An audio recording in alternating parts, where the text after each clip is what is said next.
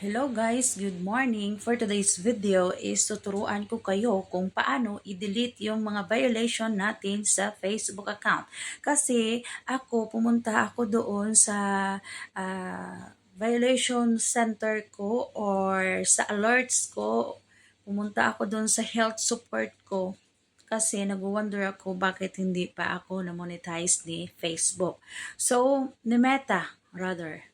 So ngayon, yung ginawa ko is nagbisita ako doon sa health and support. So doon ko nakita na marami pala akong violation. Marami pala akong copyright na music. So I decided to delete it. Sundan nyo kung paano to i-delete yung violation nyo sa Facebook account. Ito, i-share ko ngayon ito sa inyo kung paano nyo i-delete yung violation nyo sa Facebook account. At saka mabilis tayong mamonetize ni Meta.